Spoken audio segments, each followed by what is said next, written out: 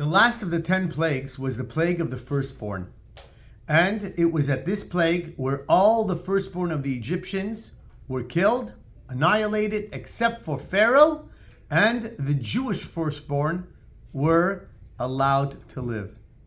And for this great miracle, that where God himself was able to distinguish between the Jewish firstborn and the Egyptians, we have a mitzvah until today. It's called Pidyon Haben.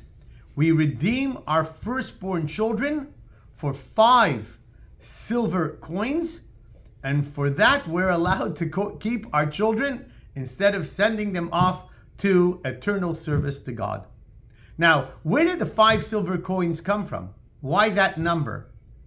And the rabbis tell us that this was the amount of money that the Jewish brothers received when they sold Joseph into slavery.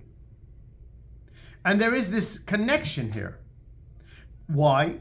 Because since the brothers sold Joseph into slavery, it was this story that, as it unfolded, brought the brothers, including Yaakov, their father, to Egypt at the get-go.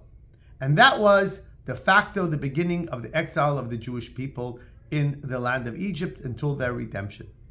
So we see that the sale of Joseph brought them to Egypt, and at the conclusion of this exile, the firstborn were redeemed and saved, and the firstborn of the Egyptians were killed. Whenever we think about salvation that came our way, whenever we think about close calls of life, one obviously has to be thankful, and we forever may do something to celebrate that moment. But when we talk about the redemption of the firstborn, we're doing 2 things at the same time.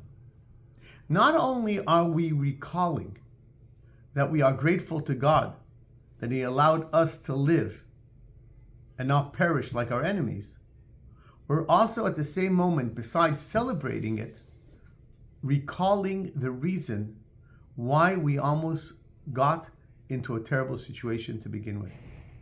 And that is because we sold our brother Joseph.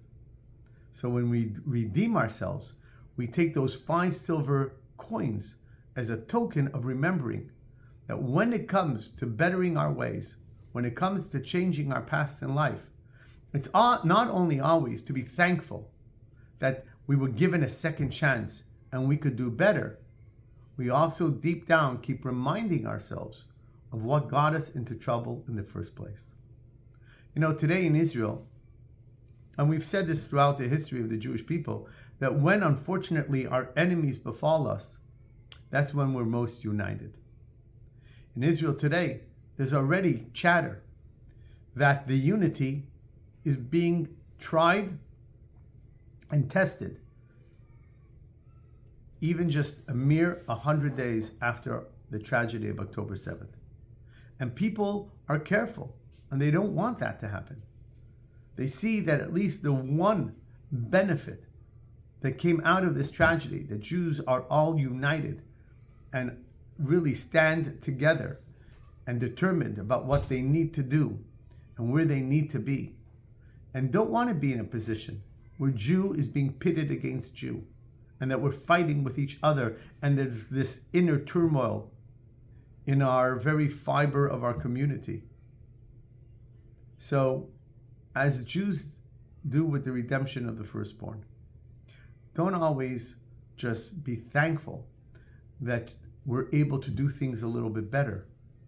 In the back of your mind, keep reminding yourself of how we got to the bad place to begin with, so that we don't repeat our mistakes.